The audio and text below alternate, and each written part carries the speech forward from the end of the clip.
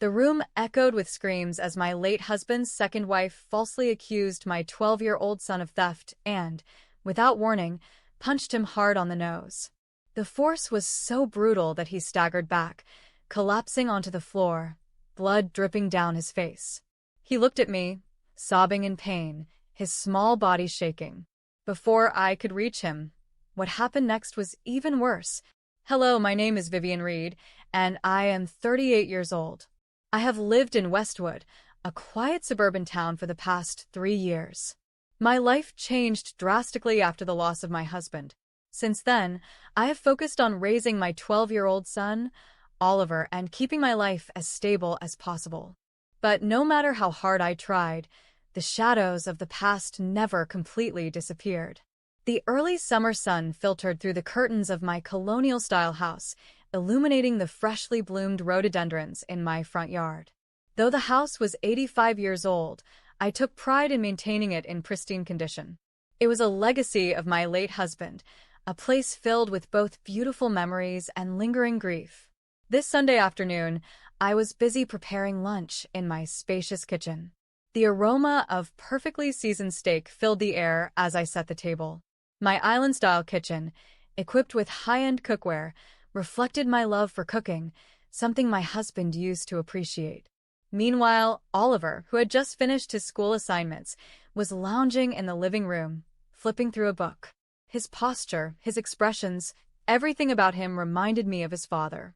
A wave of nostalgia tightened my chest, but I quickly shook off the emotions and focused on the meal. Just then, the doorbell rang. I wiped my hands and took a deep breath before heading to the door. Adelaide and Cameron stood there, their polished appearances reflecting their high social status. "Sorry we're late," Adelaide said with a polite smile, pulling her fiancé, Nathan, into the house. Adelaide was dressed in an elegant designer dress, looking more refined than usual. Her poised posture, the way she carried herself, it all reflected the sophisticated upbringing she had in Westwood's elite circles. Nathan, a renowned architect, offered a warm yet modest nod as I welcomed them inside.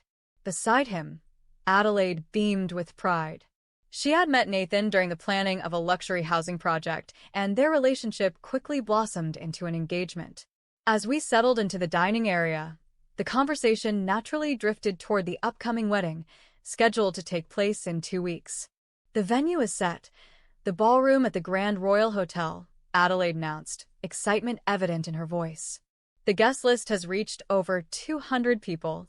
I noticed the subtle way Cameron stiffened at the mention of expenses. A grand wedding like this clearly exceeded the family's financial means. "Adelaide, what about your new home?" Cameron suddenly interjected, smoothly shifting the topic. "We're looking at properties in Fairhaven," Adelaide replied confidently. I held back a sigh. Everyone in town knew Fairhaven's real estate prices were sky-high, far beyond what Adelaide and Nathan could afford based on their current salaries. I sipped my tea quietly, not wanting to get involved in the conversation, especially since I had already sensed Cameron's growing dissatisfaction regarding the family's finances. Though nothing was said outright, the unspoken tension in the air was undeniable. As lunch came to an end, Cameron approached me privately. "Vivian, I need to discuss something important," she said, lowering her voice. I turned to her, instantly picking up on the tension in her tone. Out of the corner of my eye, I noticed Oliver hesitating near the staircase, his eyes filled with concern. He must have sensed the shift in my mood. "Actually, it's about Adelaide's wedding expenses." Cameron's voice wavered slightly. A chill ran down my spine. I had a bad feeling about this conversation. With only 2 weeks left until the wedding, could this tension hold until then? I walked toward the window, took a deep breath, and braced myself for what was coming next. I turned away from the window and faced Cameron, my fingers tightening around my teacup. "What about the wedding expenses?" I asked, though deep down, I already had a sinking feeling about what was coming next. Cameron let out a small sigh and smoothed the wrinkles on her designer dress before speaking. "Vivian, we've been like family for years, haven't we?" she started, her tone carefully measured. That was her way of softening the blow before making an unreasonable demand. I remained silent, waiting for her to get to the point. You know how much this wedding means to Adelaide, she continued. She deserves the best, something truly memorable. But with all these rising costs, venue, catering, the designer dress, it's becoming difficult to manage. I was hoping. She hesitated, then met my gaze with a look that almost seemed practiced. That you could help cover some of the expenses. There it was. The words hung in the air like an unwelcome guest. I placed my cup down carefully, making sure my expression remained neutral. Cameron, I understand Adelaide wants a beautiful wedding, I said steadily. But I don't see why that would involve me. Cameron's lips pressed into a thin line, a flicker of annoyance crossing her face before she quickly masked it. Vivian, let's be honest. You have financial security. After your husband passed, you and Oliver inherited everything. Adelaide, on the other hand, got nothing. I stiffened at the words, my grip on the edge of the table tightening. So that's what this was really about. Cameron had never outright voiced her resentment before, but I always felt the bitterness simmering beneath the surface. Cameron, my husband's estate was distributed according to his wishes, I said evenly. I didn't decide who got what. She exhaled sharply, tapping her manicured nails against the table. I'm just saying it would be fair if you helped, considering everything. Fair. I repeated, my voice colder than before. Oliver is still a child. His future depends on those funds. You're asking me to take from my son so that Adelaide can have a luxury wedding. A flash of irritation crossed her face, but before she could respond, we were interrupted by Nathan, who walked in, completely unaware of the tension. Vivian, that was a fantastic meal, he said warmly. Thank you for having us. Of course, I replied, forcing a polite smile. Cameron dropped the subject, but I could see it in her eyes. This wasn't over. 2 weeks passed in a blur, and soon, the morning of the wedding arrived. The bridal suite at the Grand Royal Hotel was filled with a soft hum of excitement. Sunlight streamed in through the wide glass windows, casting delicate patterns on the silk curtains. The pristine white wedding gown stood before a full-length mirror, the lace details shimmering under the light. Adelaide sat at the vanity as the makeup artist carefully adjusted her blush, her hands trembling slightly with nervous anticipation. Lift your chin just a little, the makeup artist instructed gently. Mother, why don't you sit down? Adelaide asked, glancing toward Cameron, who was pacing near the window, visibly agitated. I'm fine, Cameron muttered, though her fingers trembled as she sipped from a porcelain teacup. Something had been off about her behavior all morning. Across the room, Oliver sat in the corner, dressed in a navy tuxedo, looking every bit the young gentleman. As the ring-bearer, he had been entrusted with carrying the wedding bands. But there was something about the way he occasionally glanced at his grandmother that made me uneasy. The rings are safe, right? Cameron suddenly blurted out, her voice strangely urgent. I raised an eyebrow at the question. I'll check them, I offered, moving toward the small case where the rings were kept. No, Cameron interrupted quickly. It's the mother's duty. I'll do it. A peculiar feeling of unease settled in my chest as I watched her step toward the dresser. Just as she reached for the box, chaos erupted. The rings are missing. Cameron's panicked voice cut through the room like a blade. The entire bridal suite fell into stunned silence. What do you mean? Adelaide's face drained of color. They were here just a moment ago, Cameron insisted, her voice rising in panic. The wedding planner immediately called hotel security, and the room was turned upside down in a desperate search. Cushions were tossed, bags emptied, drawers flung open, but the rings were nowhere to be found. Then, Cameron turned toward Oliver, her expression darkening. Oliver, she said slowly, you were near the dresser earlier. Do you know anything about this? Oliver's eyes widened in shock, and he quickly shook his head. I didn't do anything, he protested. Cameron took a slow step toward him, her gaze sharp, almost predatory. I saw you looking around the dresser. Her voice carried a dangerous conviction. That's not true. Oliver stammered, his voice trembling with fear. Then Cameron's eyes caught something. His tuxedo pocket was slightly bulging. For a moment, The entire room went silent. Then, in an instant, Cameron's fist shot forward, striking Oliver hard on the nose. "Why did you steal the wedding rings?" she hissed, her voice filled with accusation. Oliver stumbled back, clutching his face, his eyes wide with pain and terror. Blood trickled from his nose, staining his crisp tuxedo shirt. "I didn't take them," he cried, his voice cracking. But Cameron didn't listen. She shoved her hand into his pocket and pulled out a small blue velvet jewelry box. The entire room stood frozen as she held it up in victorious accusation. "Look," she exclaimed. "See what your son has done, Vivian's?" Adelaide gasped, her hands flying to her mouth. Oliver sobbed, his shoulders shaking violently. The sickening realization hit me all at once. Cameron had just falsely accused my son of theft in front of everyone, and worse, she had physically hurt him. My body went cold with fury. I stepped between my son and Cameron, my voice deadly calm. "What have you done?" The room was so silent, I could hear Oliver's ragged breathing. But this wasn't over yet, because something felt very wrong about this situation. I took the box from Cameron's hands and slowly opened it. Inside, the platinum rings gleamed under the sunlight. But there was something about them that didn't feel right. I held the blue velvet box in my trembling hands, my breath shallow. The platinum rings inside glistened under the soft light, but something about them felt off. Across the room, Oliver sobbed quietly, blood dripping from his nose onto his tuxedo, while Cameron stood triumphantly, convinced she had proven his guilt. "Look at what your son has done, Vivian," she spat. "He stole Adelaide's wedding rings. You've spoiled him too much, and now he's turning into a thief." I gently touched Oliver's cheek, my heart breaking at his terrified expression. His face was pale, and his eyes glistened with unshed tears. "Mom, I swear I didn't take them," he whispered.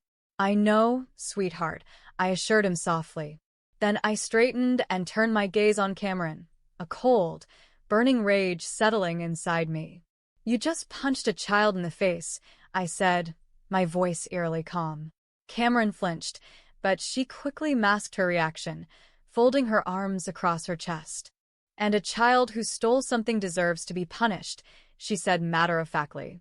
"You seem so sure of that," I replied, tightening my grip on the jewelry box. "But before we condemn Oliver, let's take a closer look at these rings." I turned to Nathan, the only one in the room with enough sense to remain quiet through the madness. "Nathan, you're an architect. You work with high-end materials. Do these rings look real to you?" Nathan hesitated, then stepped forward, adjusting his glasses. He took the rings from my hands and examined them under the light. "They're not as heavy as I would expect," he muttered. A chilling silence fell over the room. Adelaide, who had been frozen in shock, suddenly stood. "Wait," she said sharply. "What do you mean, not as heavy?" "I mean, these don't feel like genuine platinum rings," Nathan clarified. "I've worked with luxury materials for years, and something about these seems off." I saw Cameron stiffen, her hands gripping the sides of her expensive dress. I took a slow breath and met her gaze. "Cameron, how did these rings end up in Oliver's pocket?" She didn't answer immediately, instead glancing toward the door, as if debating whether to run. "I don't know," she finally said, her voice too controlled. I nodded, then turned to the hotel security guard, who had been standing by awkwardly. "I assume this hotel has security cameras?" I asked. "Yes, ma'am," he replied. "Then let's check the footage," I said. For the first time, true panic flashed in Cameron's eyes. "That's not necessary," she blurted out.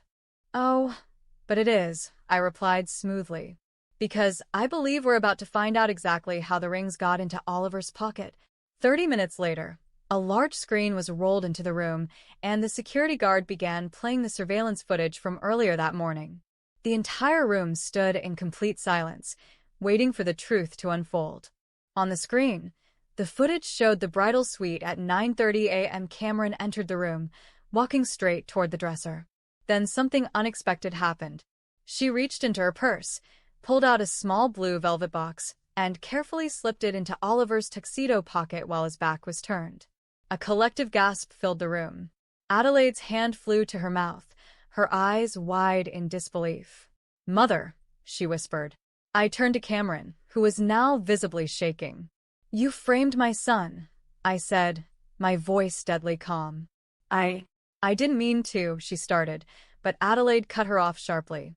"Why would you do this?" Cameron's face drained of color, her body trembling. I had no choice," she finally whispered. "I needed the down payment for your new house." A stunned silence fell over the room. "What does that have to do with the rings?" I demanded. Cameron let out a shaky breath. "Those aren't the real rings," she admitted. Nathan's eyes widened. "What?" I pawned the real ones," she confessed. "For money. I thought I could replace them after the wedding, but then I panicked." "You pawned them," Adelaide whispered, looking like she might collapse. Cameron nodded miserably. "I thought if I made a scene, if I blamed Oliver, everyone would focus on the theft instead of questioning the rings themselves. The realization hit me like a ton of bricks." "So you framed my son to cover up your own crime?" She had no response, just a guilty silence. Nathan rubbed his temples, clearly disgusted. "And let me guess," he said. "The real rings are gone." "They're at a pawn shop downtown," Cameron admitted. A heavy silence filled the room. "Unbelievable," Adelaide muttered. I turned to Oliver, whose face was still red and bruised from the punch she had given him. "You accused my son, you punched him, and you tried to ruin his name. All to hide your own selfish mistake." Cameron finally broke down, collapsing into a chair. "I was scared," she admitted. "I thought if you found out, you'd all hate me. I just wanted Adelaide to have the perfect wedding. I didn't want her to struggle financially. So, your solution was to steal and frame a child?" I snapped. She covered her face with her hands, sobbing uncontrollably. "I'm sorry," she whispered. But the damage had already been done. "Security," I said, turning to the guard. "I believe you have a report to file." Cameron's head snapped up. "No." "Please don't call the police," she begged. I looked at her coldly. "You're going to return those rings," I said. "And then we'll decide what happens next." Adelaide exhaled shakily, then turned away from her mother in disappointment. The truth was out, and Cameron was about to face the consequences. A suffocating silence filled the bridal suite. Cameron sat slumped in her chair, her face pale, her perfectly styled hair slightly disheveled from stress. The weight of what she had done settled over the room like a dark cloud. Oliver, still holding his nose where she had punched him, sniffled quietly. His tuxedo shirt was stained with blood, his wide eyes filled with shock and betrayal. I knelt beside him, gently dabbing at his nose with a tissue, my own hands trembling with fury. Adelaide, who had been frozen in stunned silence, finally turned to face her mother. "You did all of this over money," her voice cracked. Cameron wiped her eyes quickly, trying to regain some dignity. "I did it for you," she said desperately. "You and Nathan need a house, and I didn't want you to struggle. The rings, it was the only way." "The only way?" Nathan repeated, his voice like steel. "So your solution was to steal, frame a child, and physically hurt him? That's what you call helping?"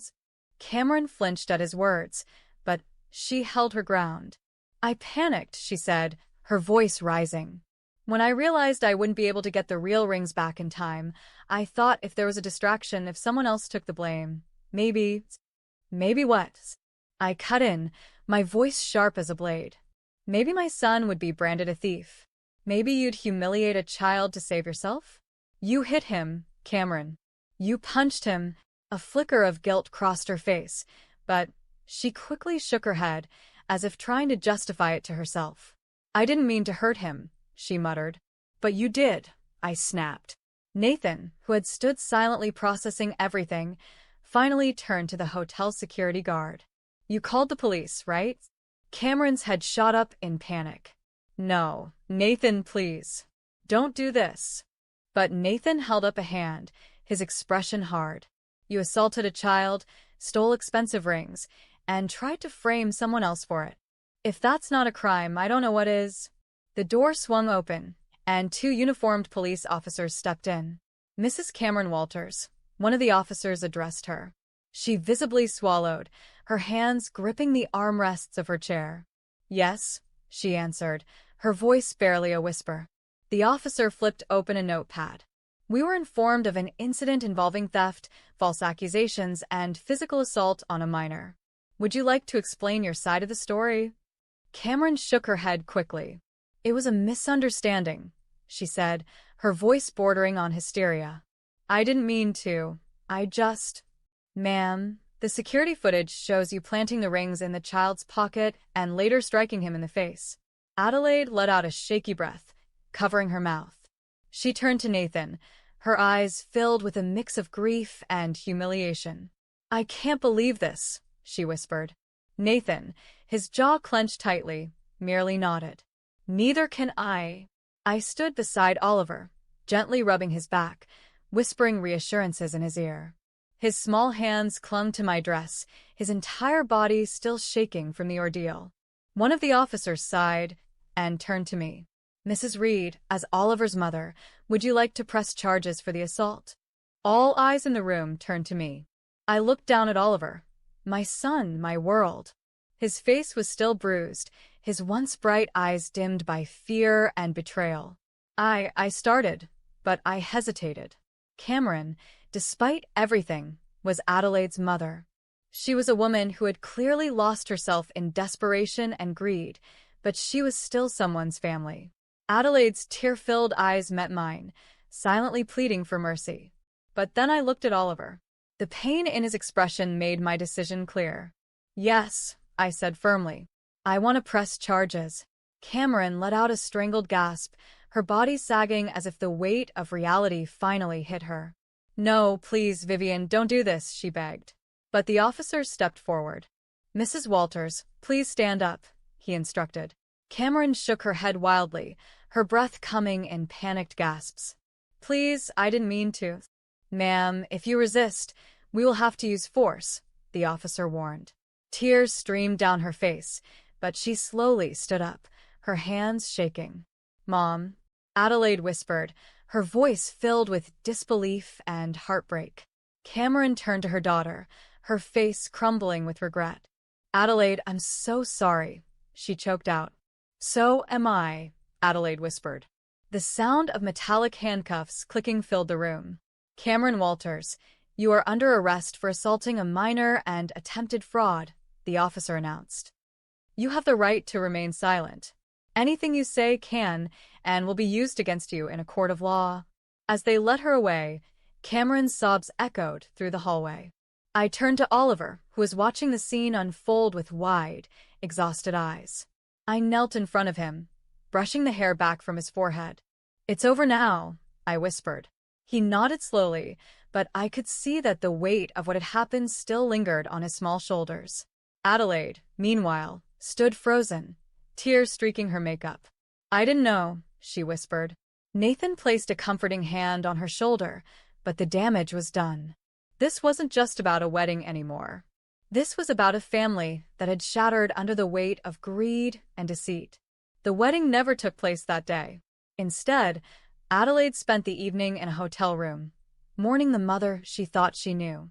Over the next few weeks, Cameron's legal case moved forward. She was sentenced to 18 months in prison for assault and theft-related charges. The real wedding rings were retrieved from the pawn shop, and Nathan's parents offered to buy new ones as a gift. 1 month later, a smaller, more intimate wedding was held. This time, there were no grand ballrooms, no excessive displays of wealth, just family and real love. Cameron was not there. Instead, Adelaide walked down the aisle, carrying the weight of the past, but choosing to step into a future built on truth, not illusion. As for Oliver, he healed, little by little. He continued his tennis matches, his confidence slowly returning. And I made sure he knew, every single day, that he was never alone. Because in the end, wealth and appearances meant nothing. But family, the real kind, was everything. Thank you for watching. If you enjoyed this story, don't forget to like the video, leave a comment with your thoughts, and subscribe to the channel for more amazing stories. Hit the notification bell so you never miss an update. Your support means the world to us. See you in the next story.